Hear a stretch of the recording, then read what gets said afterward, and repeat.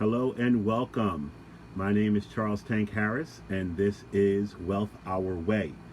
I like to come on here every day at 12:30, disrupt your lunch break, disrupt your day, give you 5 minutes of finance, talk about topics that are interesting, talk about topics that are informative, but most importantly, talk about topics that are helpful.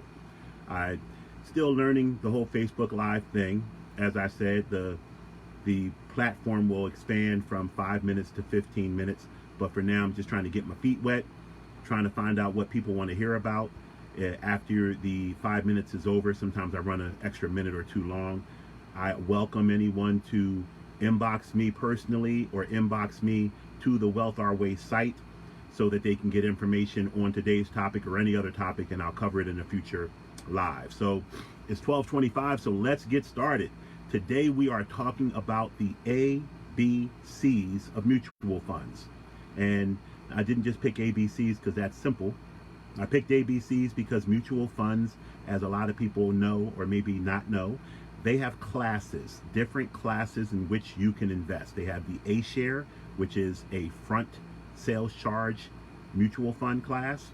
They have the B share, which is a back end sales charge platform. And then they have the C share.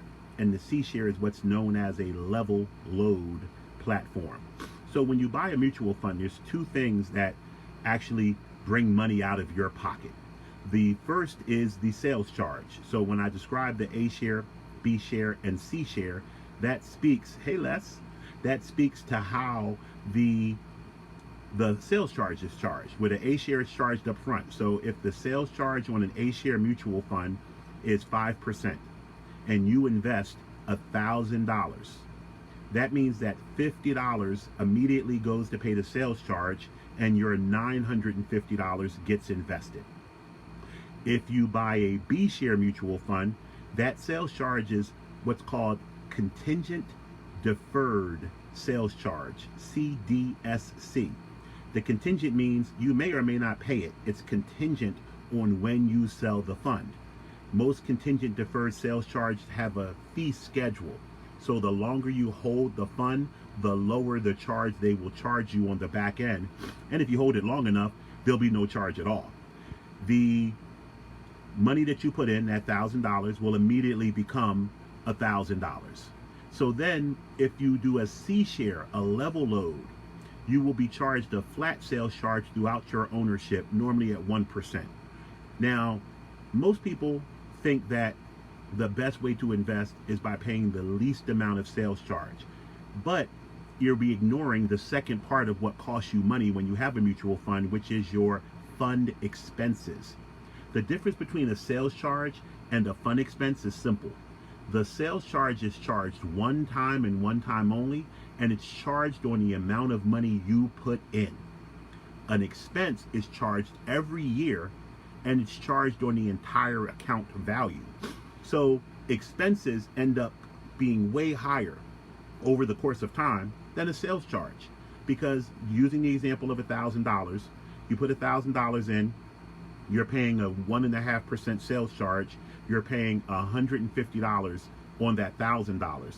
But if you held the money there for, say, 10 years and it grew and it was eventually $2,000, in that year you're paying 1.5% of $2,000 or $300 in expenses. So you really always want to pick a fund that has lower expenses. The most cost-effective way to buy a mutual fund, surprisingly, if you're paying any sales charges whatsoever because you're using a broker or a financial advisor at a firm, is the A share. People don't like it because it takes their money up front, but it keeps the expenses the lowest throughout the ownership portion of the fund. As a result of that lower expense, you end up spending less money. I'll tell you probably on every live that I do, in finances, a lot of the things that we see and learn are counterintuitive, meaning they go against what off the top of our mind makes sense to us. And we would think paying money up front before our money gets invested is not the best thing for us. But I can chart out, and I will when I'm doing a YouTube, where I have the ability to take a longer time, I'll chart out for you guys how that expense, that drain on your account year after year, ultimately negatively affects your overall balance. So Let me get a little nose right there. This is so impromptu. I'm just going off the top of the dome.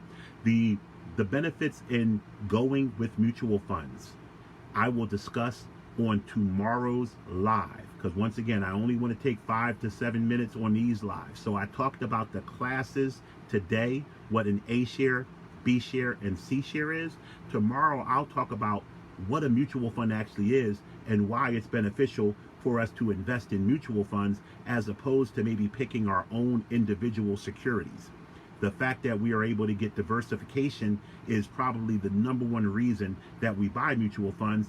But as I said on this platform, this is an educational platform. I do understand that a lot of people who will come on here and hear the lunchtime 5 minutes of finance won't know some of the terms I'm discussing. So I implore you guys to send instant messages, send messages through the website. I can take messages on the website. Hey, Sean. Thank you, Sean. Send messages through the website, or just inbox me either at Wealth Our Way or on my Charles Tank Harris page. So I appreciate you guys. I want to always be respectful of time. Right now, I am keeping the platform to 5 minutes. What I've learned in these 3 lives that this is number 4. The 4 lives that I've done, with the way I run my mouth, 5 minutes is not enough time. So we will be extending the live. I just don't want to get to a point where the information isn't helpful.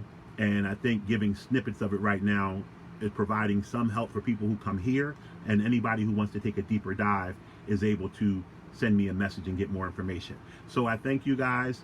Chantel, Les, always holding me down. I appreciate you guys, and have a great day. Any questions, you know where to send them. Thanks. Take care.